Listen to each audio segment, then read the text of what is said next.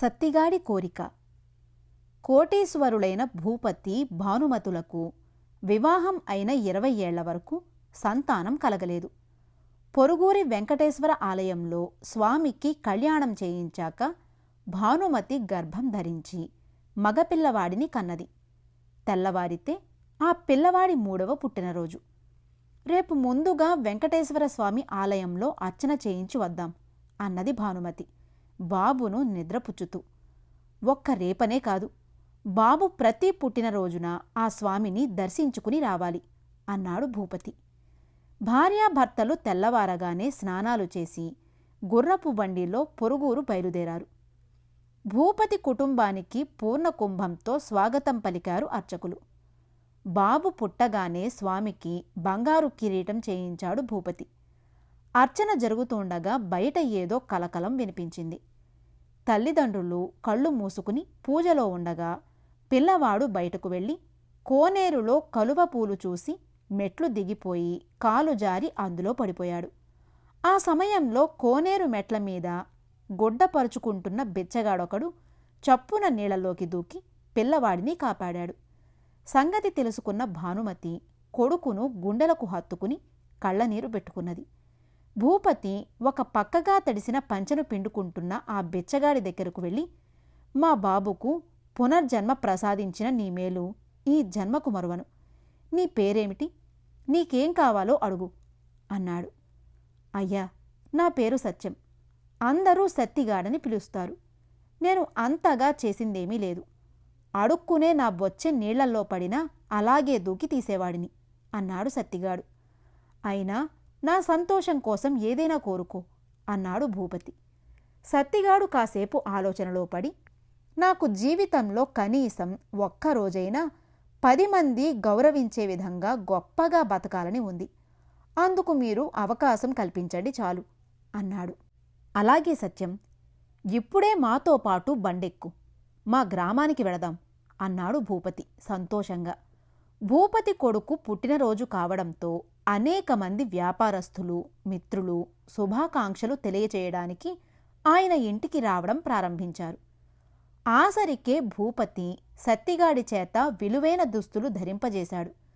వచ్చిన వారందరికీ ఆయన సత్తిగాడిని చూపుతూ, ఈయన సత్యం, నా చిన్ననాటి స్నేహితుడు, పట్నంలో పేరు మోసిన వ్యాపారి అంటూ గొప్పగా పరిచయం చేశాడు.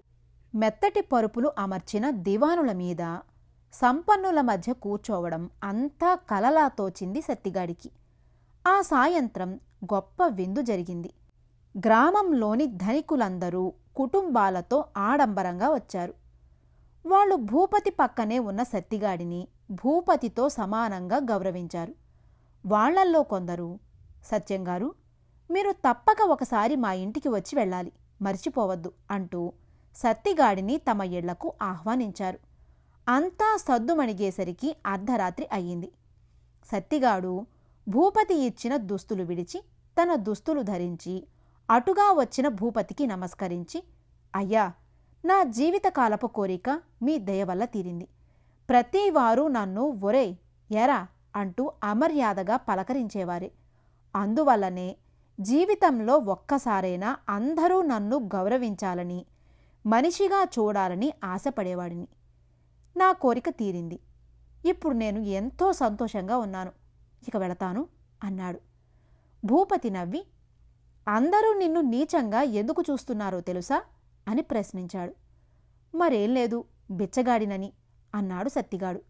అయితే నే చెప్పే 4 మాటలు శ్రద్ధగా విను అంటూ భూపతి సత్తిగాడి భుజం తట్టి, నీకే జబ్బూ లేదు, ఎలాంటి అంగవైకల్యం లేదు. నువ్వు కష్టపడి సంపాదించుకోక అడుక్కు తినడం దేనికి? అందరూ గౌరవంగా చూడాలని గుడిమెట్ల మీద జోలెపరుచుకుని కలలు కనకపోతే కష్టం చేసి సంపాదించుకోవచ్చు కదా. నువ్వు అడుక్కు తింటున్న కర్మానికి భిక్ష వేయనివాడు కూడా చీపోరా అంటాడు, అవునా అన్నాడు. ఆ మాటలలో ఉన్న వాస్తవాన్ని గ్రహించిన సత్తిగాడు, మీ మాట నిజమే, అయితే నాకు పని ఎక్కడ దొరుకుతుంది అన్నాడు దీనంగా. అలాంటి కుంటి సాకులు చెప్పకు. నువ్వు నిజంగానే చేస్తానంటే పని నేను ఇస్తాను. రేపే వచ్చి నా బట్టల దుకాణంలో చేరు అన్నాడు భూపతి. అలాగే బాబూ, తప్పకుండా వస్తాను అంటూ అక్కడి నుంచి ఆనందంగా వెళ్ళిపోయాడు సత్తిగాడు.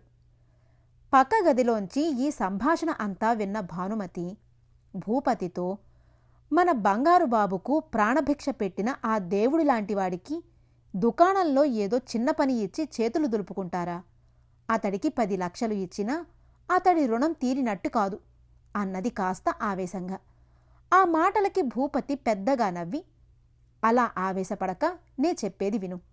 ముందుగా ఏళ్ల తరపడి సోమరిగా బతికిన అతడిలోని బద్ధకాన్ని పోగొట్టాలి.